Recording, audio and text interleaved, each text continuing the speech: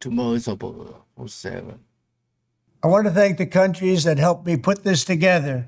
Qatar, Turkey, Saudi Arabia, Egypt, Jordan, and so many others. So many people fought so hard.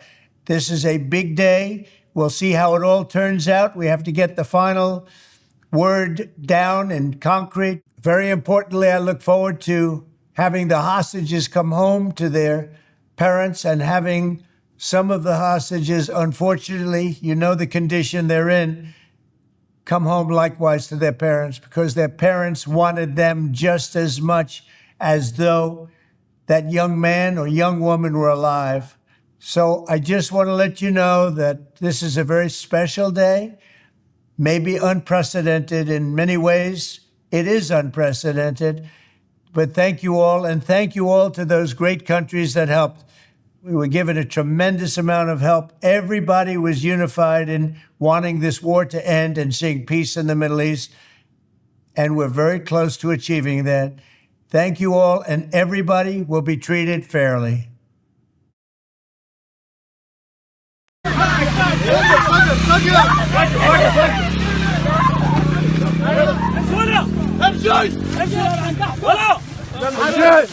امشي اسكت عندك اساسي هتاخد الجثه ولا ما حد يشكل.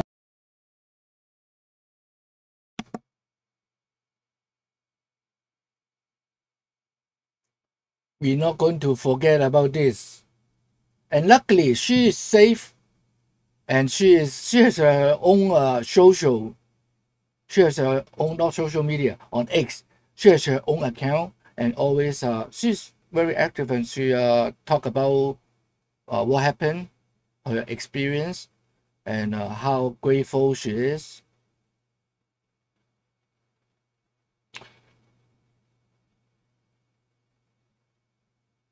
And we are not going to forget. We are not going to forget about October 7th. And we're not going to forget about Hamas is a terrorist organization. But, see, this is how, I think, how smart President Trump is. And he's going to negotiate, get the hostage out, and he will negotiate and see how Israel won't get attacked in the future. Woman in oil. Okay. October is a false flag. Okay. Oh, well. False flag. There's a lot of conspiracy theory there, and well, I don't want to get into those. Yeah, but I still think Hamas is the one who started, and I know Israel has something to do, because how with their so experienced anti-spy organization, how can they not know the attack is coming? So this is I will have those kind of questions, but I don't have enough resource, so I let other people do it. I just report what's fact, and I try to spread out. See, today's something wrong. Something wrong. Today is something wrong, because the YouTube is not sending out my channel. The time, okay. Anyway, I'm going to start about Mike Johnson talk again. He been repeating this in different media. Yeah, this probably so the Chinese name. I just changed my Chinese name into something wrong. Okay. Anyway, I think Speaker Johnson is working very hard on this shutdown and try to convince the Democrats stop lying, just facing the fact, try to get the government open again. Because right now, I think North Carolina is having a hurricane and people need help. And I also talk about the WIC, W-I-C, WIC. There's the money for a baby, for newborn, get the milk and diaper, those things again. So we need that. So, and also I talk about why Democrats so desperate to make the health care for everyone, because they worry they are so concerned about the illegal, and also they are so concerned about the transgender. Transgender is the big business. All those surgeons depends all those future customer from high school to college. That's why they are against people who stopping them.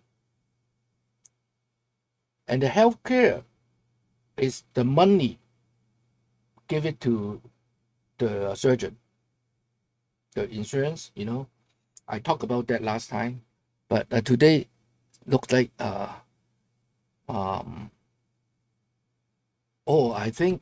think maybe, well, anyway, I think I'm always trying to figure out how to operate with the YouTube, so YouTube can help me send out notification. Anyway, let's hear again. Those truths have been obscured just a bit because the Democrats are in a relentless effort to spin the facts, but it's always good when the facts and the evidence are on your side. And I don't want you to listen to the arguments of politicians. If you're watching at home, I want you to look at the real facts. And I'm going to try to here in a very abbreviated summary manner to present those to you. And the facts are very clear. Okay, so the first fact is by way of reminder, how did we get here? Why is Washington tied into a knot right now? Well, I became Speaker almost 2 years ago, and I was frustrated, as most rank-and-file members of Congress are, frustrated about how Congress really doesn't work that well for the American people. That's why people are frustrated about it. We don't spend money responsibly here. We haven't for many years. And the reason for that is because typically, for the annual funding of the government, it's done in a back room. Literally, there's a deal made by the top 4 leaders in Congress, and that's hoisted upon the members, usually at the end of the year, right before a holiday, in an omnibus spending bill. Sometimes the bills are thousands of pages long, and it's always said that few members have fully read it or understood it. That's largely true because they weren't involved in the process. So when I became Speaker, I've been doggedly determined to make this House and the Senate work again, to do right by the American people, to get the process, to rebuild the muscle memory, to get back to the way it is supposed to work. And what does that mean? It means that Congress is supposed to carefully deliberate over 12 separate appropriations bills every year. Why? Because we divide the spending of the taxpayers' funds into 12 categories so that everybody can go through that.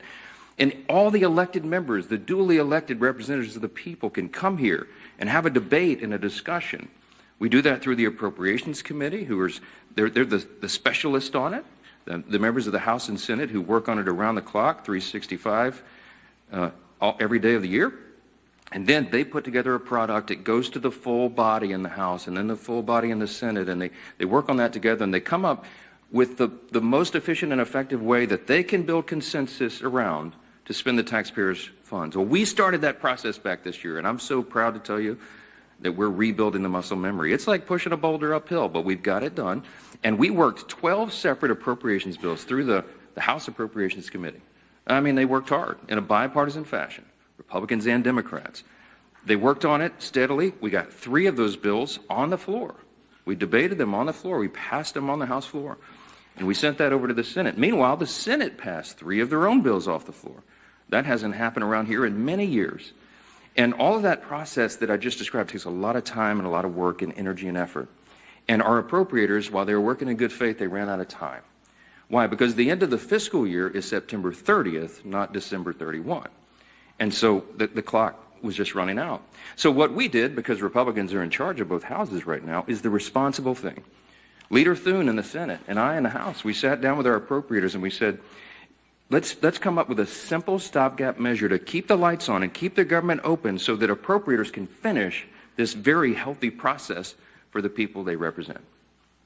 And so we put together a very simple, clean, continuing resolution. Why do we say it's clean? Because there's nothing to it. It's 24 pages. It's the bare minimum. It just says, keep the status quo, which, by the way, for all my Democrat friends, is the Biden-era policies and spending that we haven't been able to fix yet. We're in the process of getting appropriations done to repair all that, but we needed more time to do it. So in a bipartisan fashion, Democrats and Republicans got together and said, you know what? Fine, let's extend this until November 21st. The Democrats in the House agreed to that. That was the date. We put that bill on the floor. We passed it out of the House in bipartisan fashion. And we sent it over to the Senate. Well, now we expected, I thought, that Chuck Schumer would do what he's always done. The man has served in Congress 3/4 of my life, I think. And he has given impassioned speeches over the year, most recently in March of this year, that you have to fund continuing resolutions. You can't shut the government down because it's irresponsible and painful for the American people. He was right in March. He is not right today, which leads me to fact number 2. Fact number 1 was how we got here. Fact number 2 is why are we in this mess? Why did Chuck Schumer change his tune, and why is he now saying exactly the opposite of what he said 6 months ago? A picture's worth 10,000 words, okay? This is a copy of the Washington Examiner. Zoom in on that, all right? If you can't see this at home, I just had this on my desk on a big stack, and I found it. This is published March of 2025, March 26 exactly. It's a picture of Chuck Schumer looking very upset, very angry, walking out with a box, and all the House Democrats depicted their character, saying that he's an enemy of democracy. Why is he an enemy of democracy? Because the far left base in the Democrat Party has turned on Chuck Schumer because he did the responsible thing, get the lights on. Why? Because they want him to show a fight against President Trump.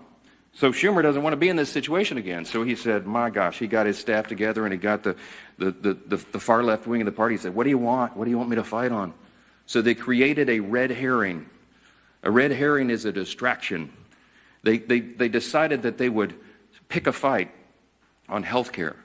Well, let me look right into the camera and tell you very clearly, Republicans are the ones concerned about health care. Republicans are the party working around the clock every day to fix health care. This is not talking points for us. We've done it. A big part of the One Big Beautiful Bill, the Working Families Tax Cut, was to fix health care. Health care is broken in America. It's too expensive. The quality of care needs to rise. We need more access for more people, and we have lots of ideas to do that. But that issue is for debate in the next 3 months. It always was. We have members working on that. The tax credit, the subsidy you've heard about that expires December 31st, there's a lot of thoughtful debate and discussion that has already been going on about that and will go on about that. But that's a December 31 issue. So Chuck Schumer is scrambling. He has to have an issue. None of their policies are very popular.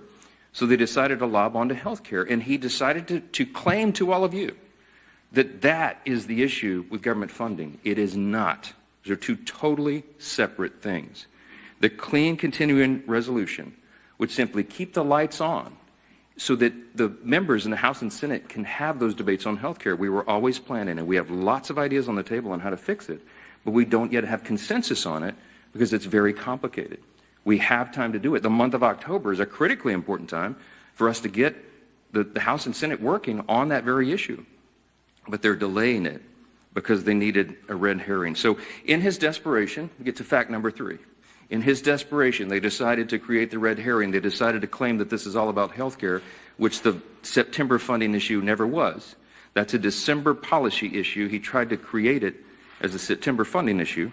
And in his desperation, they hastily filed an outrageous counter proposal. It is a wild wish list of big government liberal nonsense that we can't do. Their priorities that they crammed into this. Now remember, a simple 7-week stopgap funding measure, the CR, that we passed out of the House in bipartisan fashion was sent over.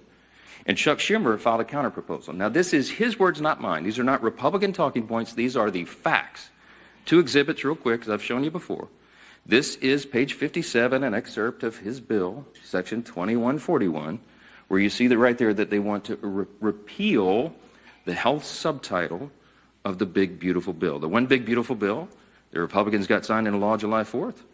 The working families tax cut, we're so proud of that because it has so many amazing things for all the American people, a marquee piece of legislation.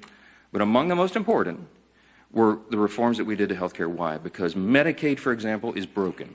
Medicaid doesn't work well. It's underfunded and it was full of fraud, waste, and abuse.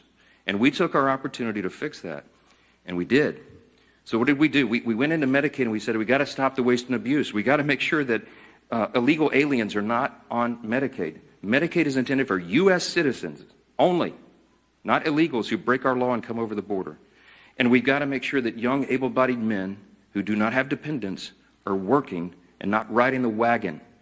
Work is good for individuals. It's good for the communities they live in. It's good for their own well-being and for the people around them. And so we said, don't sit on your couch and play video games. By the way, also not a talking point. There was an AEI study, I think one of the organizations that polled this, and most of these young men who are not working are sitting around literally playing video games. Get back to work. So we put that in the law.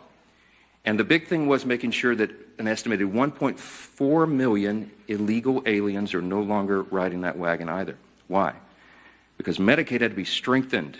Medicaid is intended for the elderly, the disabled, and young pregnant women, as I use an example, who are in difficult situations. They need the resources desperately, but the resources are being drained by people who were never intended to be there. And so Republicans got busy and fixed it. We put it in the big, beautiful bill. So, back to fact number 3, I guess I'm still on. Chuck Schumer files a counterproposal and says, we want to reverse all that. Well, among the effects, among the things that he would reverse is putting illegal aliens back on the program. Don't take my word for it. Look at the evidence. Over here at Exhibit B. This is the list of the actual provisions that would be reversed if Chuck Schumer's language was voted on and passed.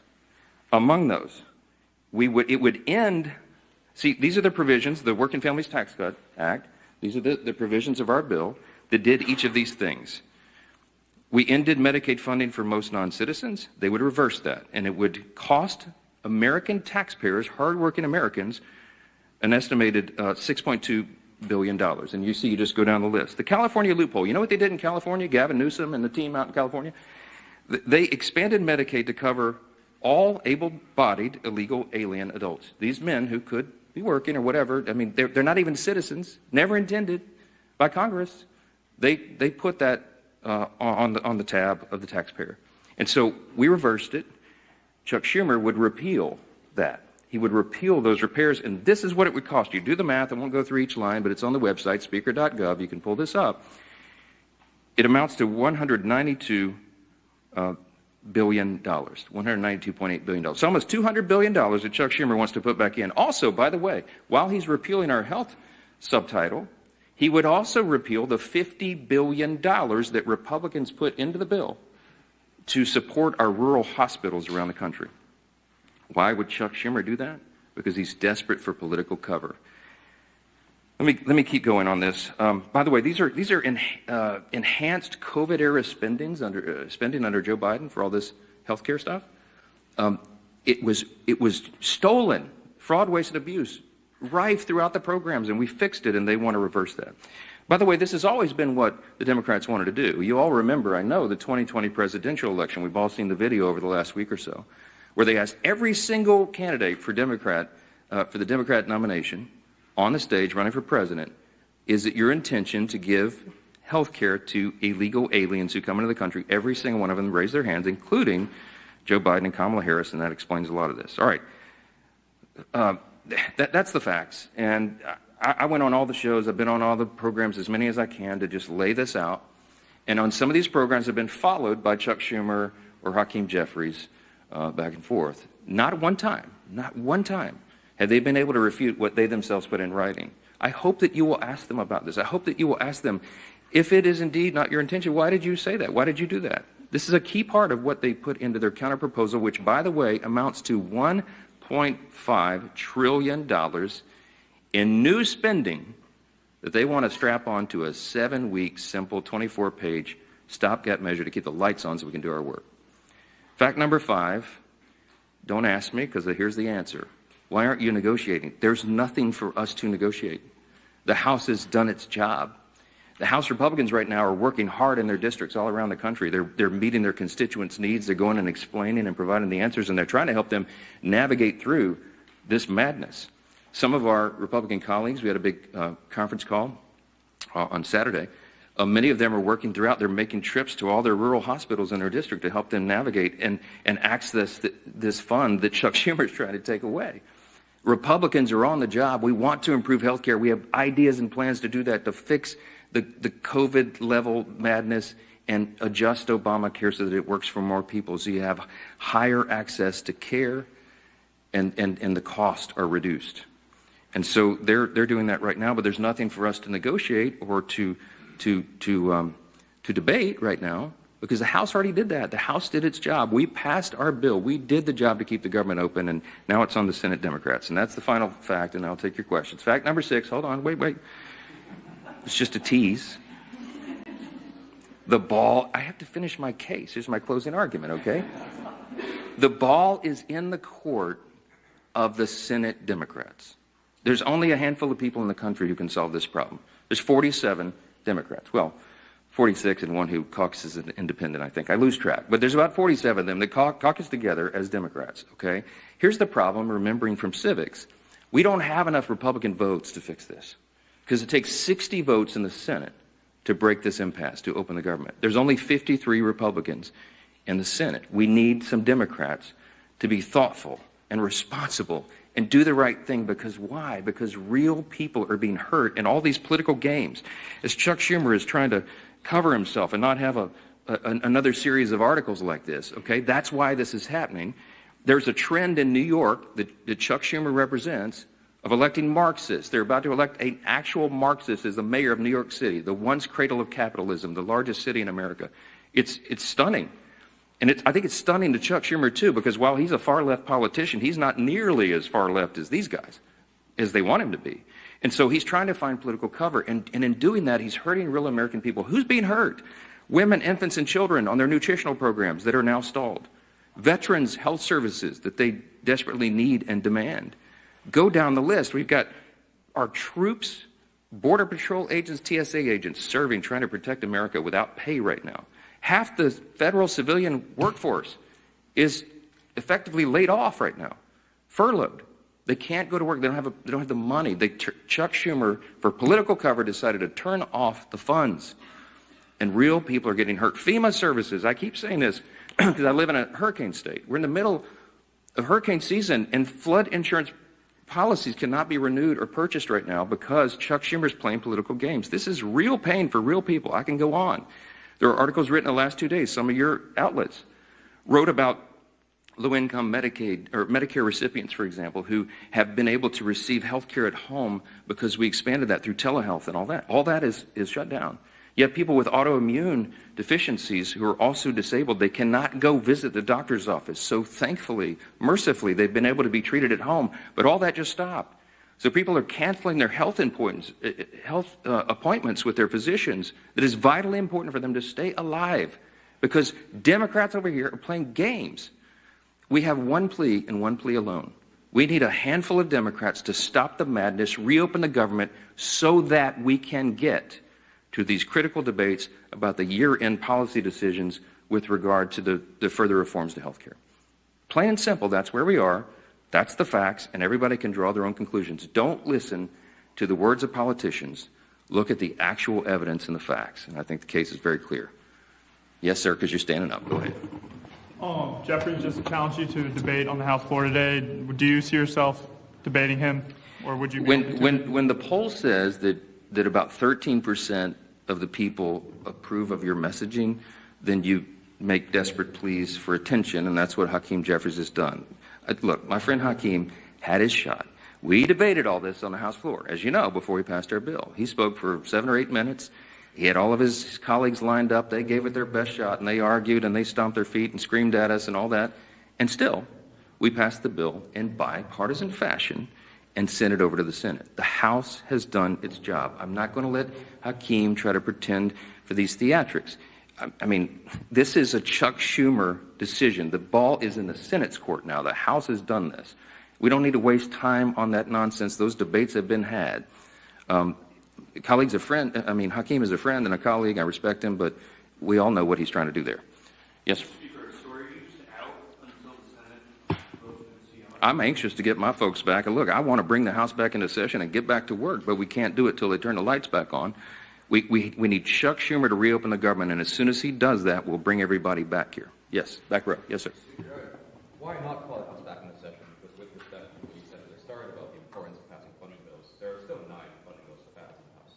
Yeah, well, we remember, we've passed them through the House committee. They're out of committee, and we'll get them on the floor. And the appropriators have been working, and they are working as we speak, on trying to figure out which packages of bills we can move to the floor next. And there's some really good discussion that's been had. I myself have spoken to Democrat appropriators on the other side about these things and our commitments to move that and do it.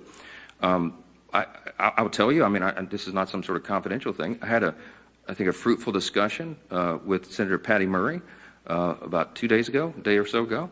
And I told her it is my full intention that if we break this impasse and we put these bills together, we have 3 of them in conference committee right now. Whatever the conference committee comes up with, I will put on the floor. I'm ready to go. But we've got to open government up so that they can move to that next level so that conference committee can get that work done.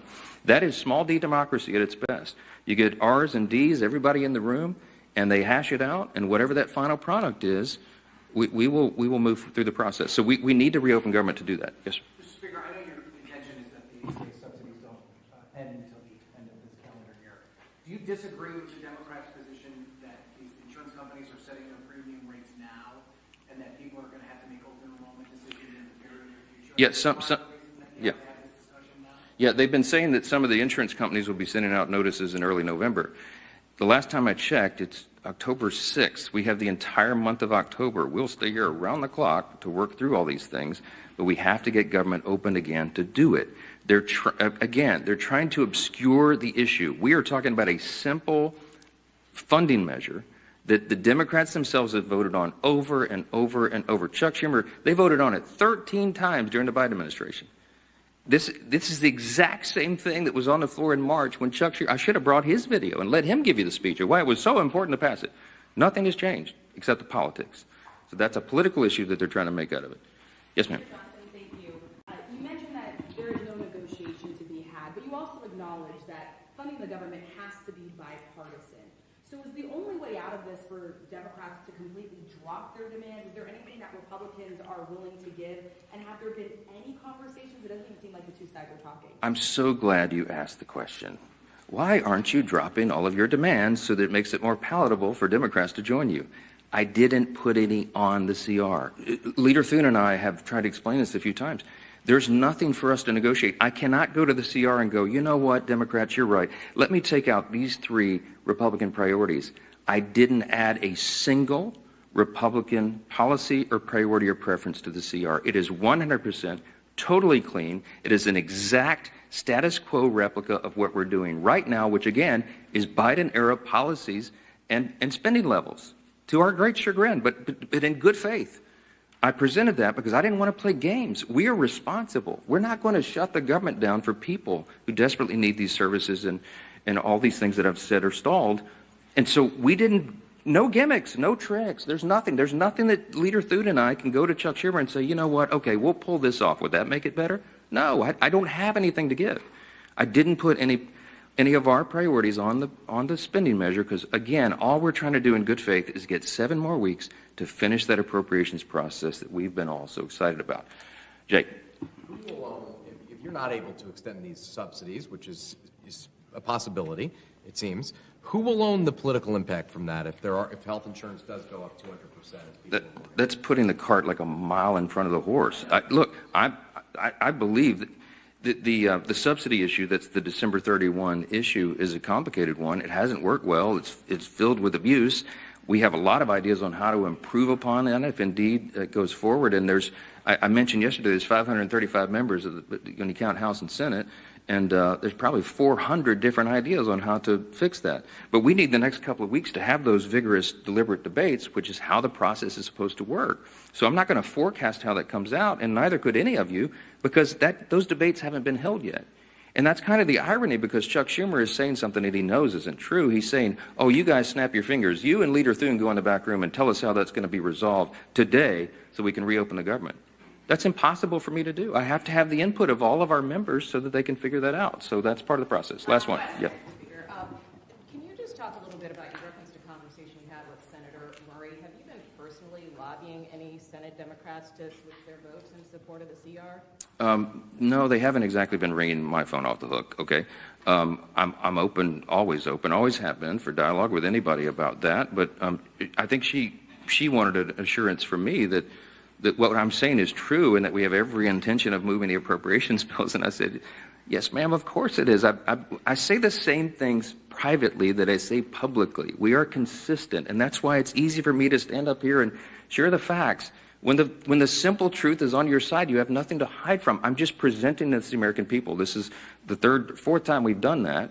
I hate to drag you all out and go through all the details, but I've got to put on the case over and over because repetition apparently is the key to this. People are starting to recognize this is not a Republican shutdown. It is a Schumer Democrat shutdown. Again, why? Because they needed political cover. It's shameless. It is sad. Real people are hurting, and it needs to end. They'll have another opportunity this evening, and I sure pray, and I hope you all will, that a handful of additional common sense people on the Democrat side will change their votes, reopen the government, so we can get back to all these issues as we desperately want to do. Thank you all so much for being here.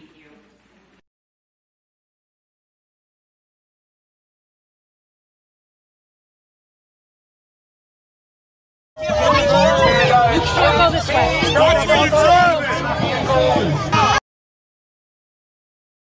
This lady's trying to get through the streets. They're not letting her through. Go this way. Oh, they're not letting her through. That's privilege right there, baby. This lady right here saying it's illegal for her to be coming through here. The police are stepping in.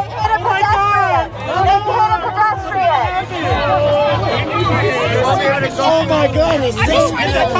You won't be able to get. She hit a pedestrian. If you do not arrest this woman, you are complicit with this fucking administration. She's scaring me. She hit a pedestrian. Are you going to arrest her, or are you going to continue? We can't hear anything with this bullshit administration? This is wild right now. You have the police going. You have these guys mad at me for filming this. This lady's crying. I can't hear you. I'm so scared. I feel threatened by this. Oh, you're so scared. You're so fucking scared. Why are you not doing this shit? Somebody stamped the car with Trump Gestapo, not welcome. Now this lady's trying to get out. What's your message to these protesters, ma'am? Get a job. Get a job. I didn't run anybody over. Okay, this is that's why I want to warn people about what happened in Los Angeles on Saturday, October 18. So people can avoid this kind of situation. And also, this is what happened in Portland. I think the video was on Friday, I believe, on Friday, and the people now, like Shelley, everyone knows him now. He's very popular now. He's everywhere, and he had and Nick Shelley, okay. Nick Shelley. Okay, see what happened? Whoa. Ma'am, wait, what's going on now? Wait. I'm wondering what your organization is. My name is Nick Shirley. Uh-huh. Yes. What's... Yeah. And what? Ma'am, stop it. Please stop it. Ma'am, I don't want to be touching bums here. This lady right here is following me now. Whoa, what? This is news. My name is Nick Shirley. And who are you? Nick Shirley, that's my name. Working for who? Nick Shirley. Who do you work for? Nick Shirley. You work for yourself? Yes, ma'am. Have you ever heard of it? It's called being an entrepreneur. It's what is it called? Being an entrepreneur. Oh. How terrifying it can be to know your loved one. Can we talk to you real quick? No. Because they are projective thinking people. And they have no idea what is entrepreneur and what is like YouTuber, because they are funded protests. And let's see what happened here. Maybe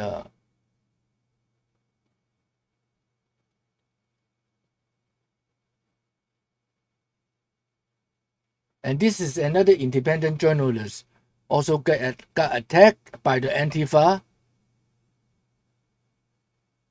Nick, tell us what happened exactly. Man, it's crazy. The entire day has been crazy. I mean, it's still the same day as yesterday for me because I've been up all night because I was stuffed in a jail. And the jail here in Portland, weirdly empty because they don't actually arrest criminals around here.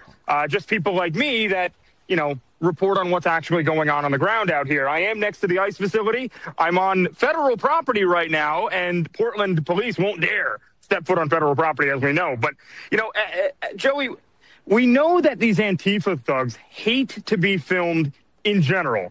They hate it even more when you film them while they're screaming and crying because they were just maced, because they effed around and found out by pushing federal agents.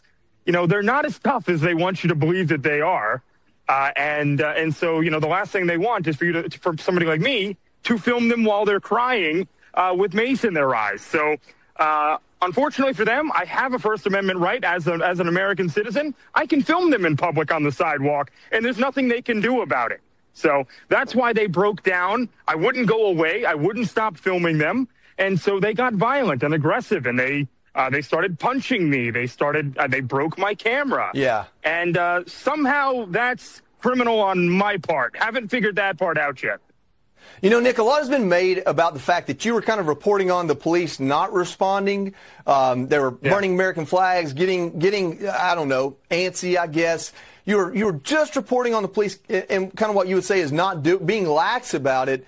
Then all of a sudden you get arrested. Now I know there's a tussle there, and if we watch football, it's the guy that shoves last that gets the flag called on him. What is your perspective on this? Do you think that the police knew who you were, arrested you because of it, or do you think that you were just the last one kind of swinging there and that's why they grabbed you?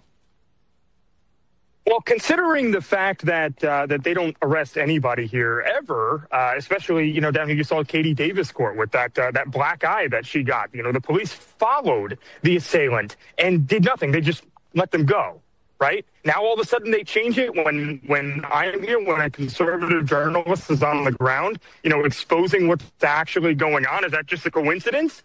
How did that just happen all of a sudden? I mean, it's I don't really think it is a coincidence, unfortunately, Joey. But, you know, because I didn't have very glowing reviews for them on Laura's show last night when I was here. And it took them over an hour to figure out what the charge was. They arrested me. They put me in the back of the police car. We parked on the side of the road for a while. And then after about an hour, they're like, okay, yeah, we'll charge him with disorderly conduct. So, which is... If what I was doing is disorderly, what do you call people with megaphones at 3 o'clock in the morning lighting fires in the middle of the street? What is that? Did you notice when the police got there, were the protesters, were they pointing their ire at all police, at the local police as well, or did they keep it on ICE? Like, did you see any type of, I don't know if it's relationship, or did the protesters say, oh, they're on our side, let's keep it pushing towards ICE, or describe some of that to us? Yeah, so they really don't seem to have any ill will toward the Portland police, but why would they? The Portland police have been running cover for them for years now. It's like they're in the pocket of Antifa. You know, when you've got these, you know, Bill Malugin he was here for a few days as well, talking to these liaisons that they have, these liaison officers that they station around here. They are supposed to only intervene in cases of imminent death, right? So if you're getting beat in the street until you're, unconscious and bleeding out, they're not going to step in. I mean, they'll tell you that if you ask them. And so the Antifa people have gotten used to it, where there is no action from Portland police. So, yeah, they feel like they're on the same side at this point. And especially, you should have heard the cheers from the crowd when I was arrested. They loved that.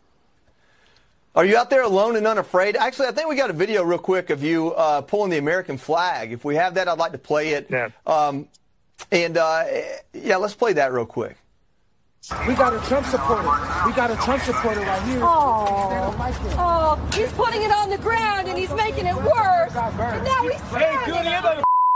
Now he's standing on it. You're not supposed to stand on it. Oh, now he thinks he's saving it. Okay, so it looks like one of the flying monkeys from Wizard of Oz was trying to tell you that you made it worse. Were there any other counter-protesters out there? Are you the only person there with common sense that cares about the American flag, that understands that ICE has a job to do? I mean, were you there alone and unafraid in that? So I definitely wasn't there alone. There were some counter-protesters. But in terms of, maybe I'm built a little bit differently, right? I was willing to run into that and grab that flag, put that fire out, and I actually have that flag now. It's in the back of my car. I posted a photo of it. Actually, Bill Malugin took a photo of me with it earlier in front of the ICE facility. And I still have it. I'm going to bring it home with me. And I'll, cherish it the way that it should be cherished. These people, they hate our country. They hate our flag. They hate everything that we're about. I'm telling you right now, Joey, this place doesn't feel like the United States of America anymore. It feels like a third world communist country. And that's the way that the government out here treats the citizens as well. I mean, people like me are not welcome here by the government. They literally threw me in jail. They want to intimidate us into shutting up and going away and not coming here because, it's pretty obvious to the American people. When you show them what's actually going on here on the ground, this is like a 90-10 issue. Well, 90% of people would not support what's going on here. I mean, I guess you got into a tussle there later on, but they didn't give much of a fight when you grabbed the flag. At least you're able to do that. That's what happened in Portland right now. And this is a undercover Antifa telling Lake Shelley what's going on within the Antifa party. And this is this is from YouTube. So, probably I will put his link at the bottom of my description, and people need to watch this. What do you think about these protesters? I've been documenting this for 3.5 months every day, calling them domestic terrorists, and Trump finally labeled them as domestic violent terrorist organization, like I've been, and I have the record of it. Get the back. Your name is Billy, right? Yeah, my name is Lavelle Howard. You want the real name? Okay, thank you. Yeah, how much medication are you on? Yeah, look at what's wrong with you? You guys are mentally ill. Would you say these people are mentally ill? Yeah, they're mentally ill. They're on drugs. Look at their pupils. They're all out here drinking at night. They're all getting drunk. They're all on drugs. That's why they're going to get hit with conspiracy charges, RICO charges, domestic terrorist charges, and the leader is Chandler Patel. He lives in a building right over here. He's the leader. I've interviewed him 10 times. The funny joke is everybody poops at Chandler's. Everybody does poop at Chandler's. That's what they do, because he lets all the Antifa members go to his house and they have parties. They get drunk. This is what they do. They pay them to come out. They pay homeless people to get drunk out here. So it's an organization. It really is an organization where there's plans being made. People are getting paid. People have places to go and shower and bathe. So it's an organization. People have said Antifa is not an organization. Do you believe it's an organization? 100%. And are these people dangerous? Very dangerous. Most of them are they're on a lot of medication. They get very violent.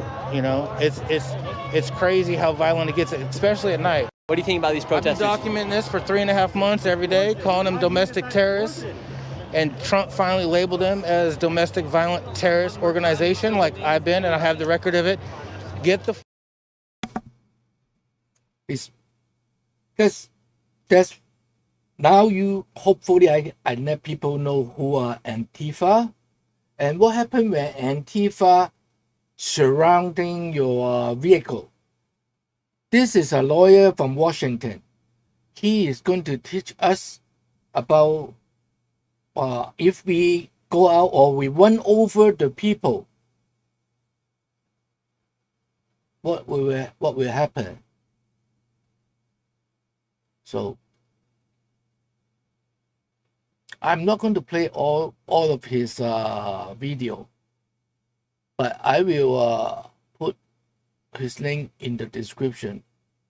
I think let me see which one. Okay, yeah, he can show you. Oh, okay, he's going to show you. This is a real, true, honest scenario. And as we know, it's been happening because in the exercise of everyone's First Amendment rights, we have a group of individuals throughout the nation, mostly college students, by the way, who want to go out and support a terrorist organization such as Hamas. But we're beginning to see incidents like this unfold. So let's watch the tape here.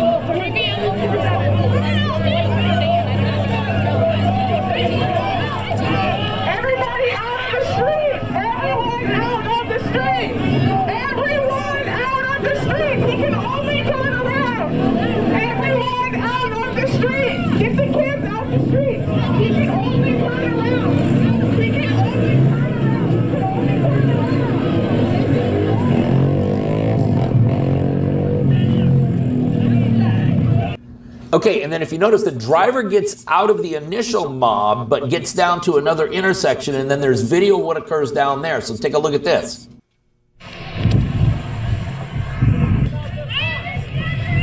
Motherfuckers, where you going now?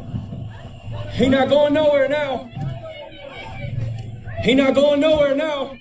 Hold up, hold up, hold up, hold up. He not going nowhere now. He not going nowhere now. Let's go! No, he got his stuff now. Hey, watch out!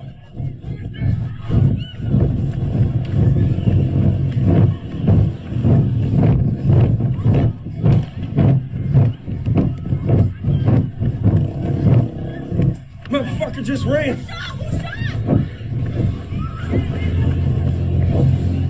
Okay, so the scenario is, what can you do if, God forbid, you are in your car, which is suddenly surrounded by an angry mob? Before we can get to the answers, let's get the basic ground rules down. Now, I'm going to use Washington law because this is Washington gun law, and it's the one I know off the top of my head. I have geeked out on self-defense laws all around the nation. And with a few exceptions, this is going to be generally consistent with what occurs in your state. However, and the caveat I always give is, please consult with local counsel because every local law could have a nuance that could change the factual scenario. Now, here we go. What we know, self-defense in general, okay, is that we can use force to defend ourselves so long as the force we use is necessary, reasonable, both objectively and subjectively, and proportional. We also know that we cannot use lethal force unless, 1, you are in imminent threat of death or serious bodily injury. 2, someone else in your presence is in imminent threat of death or serious bodily injury. 3, a felony is being committed upon your person. Or 4, a felony is being committed inside your home. And then finally, since we're not going to be talking about using a firearm or anything like this, we are talking about driving away, but arguably and possibly driving into or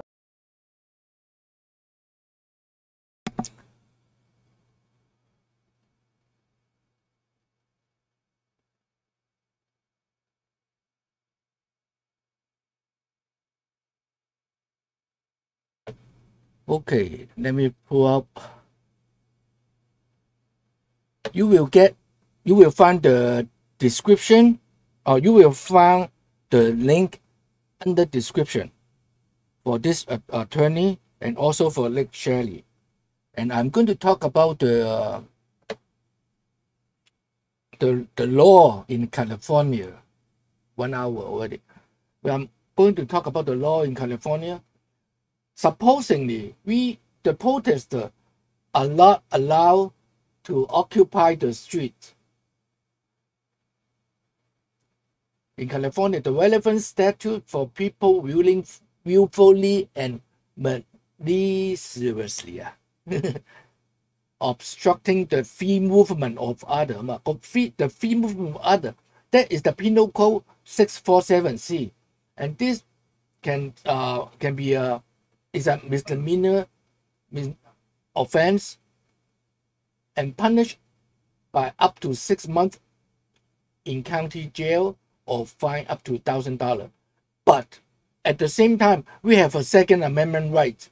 So this is why all the protesters, I mean left-top protesters, all the left-top protesters are always occupy the street, always, because they are abusing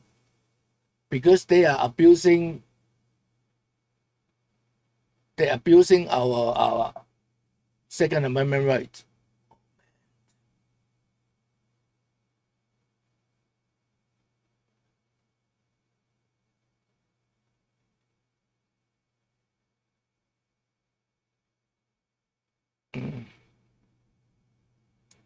Oh man, something wrong with my computer. That's why I start up so late today.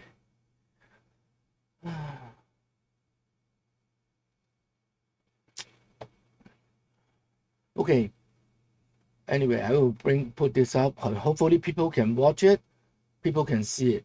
So do not obstruct the free movement of others. And that's violating, so that's penal in California only. Okay, this is the law for California. I don't know about Portland, and I don't know about Chicago. But because even though we have a law and the law enforcement or judge, they don't enforce this because they're afraid of being violation of First Amendment. They have a right of free speech and assembly. They can protest in public forum like street and sidewalk, but they are not allowed to block any movement of others. Okay? But I don't think in California any judge will take that, or any police will take that. And in history,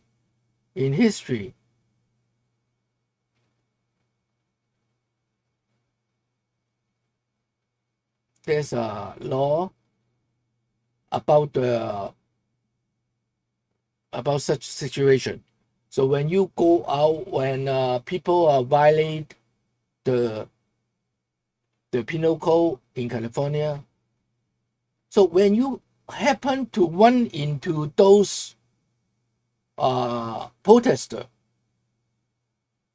maybe you can just tell them they are violating this penal code, section 647. Okay, so maybe that way they will let you go, they will let you move, instead of just blocking block your traffic. Okay, but anyway, I don't think the cops, the police will do anything, because the judge will not do anything also. But this is the law. Okay, yeah, there's a lot of information right now, nowadays, time, place, and manner. This is the old law. And now, talk about the called No Kings, but I'm calling it Big Lies. October 18. Here's the address. Abbot Kinney Boulevard, Venice Boulevard, Los Angeles. This will be 12 to 3 p.m. This one. This is another one.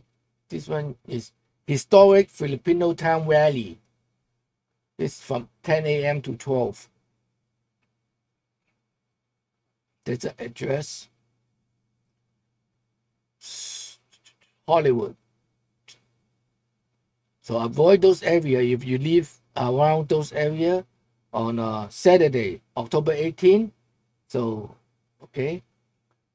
At those time, okay, try to avoid those areas. At those time, Hollywood, Beverly Hills, Hollywood Boulevard, North Vermont. This is Hollywood Boulevard and North Vermont near the City Walk, and Beverly Hills, Olympic Boulevard. Oh, this is Beverly Center. This is near Beverly Center. Okay. And Pasadena and Gabriel Foothills. This is near the Pasadena Mall or Pasadena City Hall. Okay, this is Pasadena City Hall. 1 p.m. to 3. Okay. And Whittier. Okay.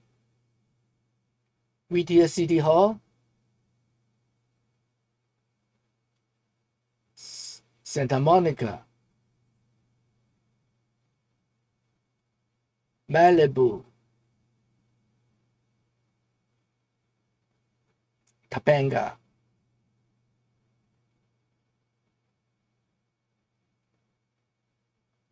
Linwood. Okay.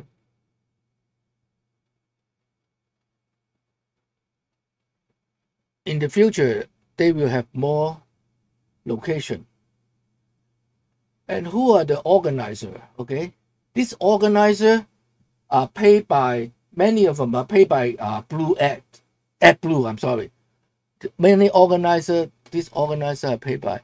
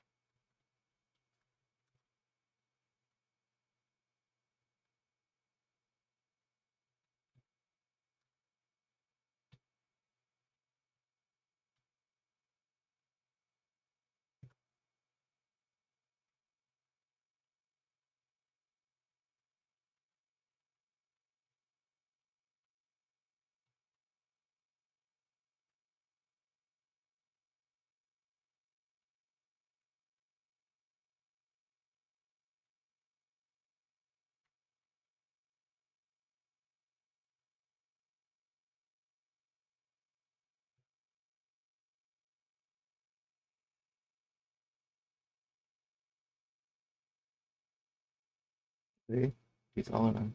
It's up. Many different groups. Move On is very popular. Third Act Movement, Party of, this is a commie. Party of Socialist and Liberation. This is commie. And surprise, ACLU also. This all funded by AdBlue, the the Democrat fundraising website. And the problem is, what are they protesting for? Because they are trying to say Jack is authoritarian. They are trying to say that's why it's a big lie. They are trying to say Trump is a dictator, and they don't like the immigration policy because the Democrats are for illegal immigrants. So that's why they are protesting on that. And this shutdown probably will last that long until this ends. So October 18th. So that's why I'm really desperate to repeating the Speaker Johnson's video. Protection of civil rights and democracy. And President Trump is already protecting our civil rights and democracy. Okay, so accountability. See, I showed you earlier. President Trump is trying to stop the war between Ukraine and Russia, and he is trying to stop the war in Gaza. So he is working on it. He's working on it. So he is promise make, promise keep. So he's doing that. He's support for the people. He is the people president. So that's why all this saying is a lie. And they organized this no king at the same time with the shutdown.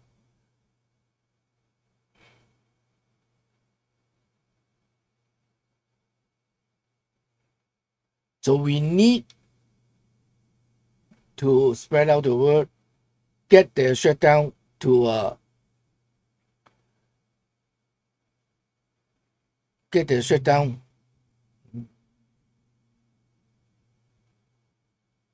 end. Okay, let me see.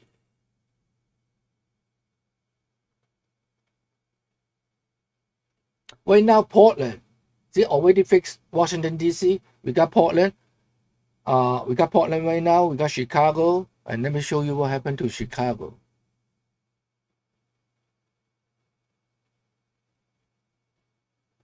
The official processing barrier. With everywhere happening, the protests happening, and the ICE is trying to do their job to get the illegal immigrants out, all the illegal. And while at the shutdown, while having a shutdown, so, well, people need to pray for our country and hope we are able to get through this, because also the Christmas is coming and the Thanksgiving are coming. So we need to open the government, get the funding to ICE, stop those bad, awful mayors and governors. Okay, and thank you very much for watching. Thank you, and hopefully next time I have more audience come in. So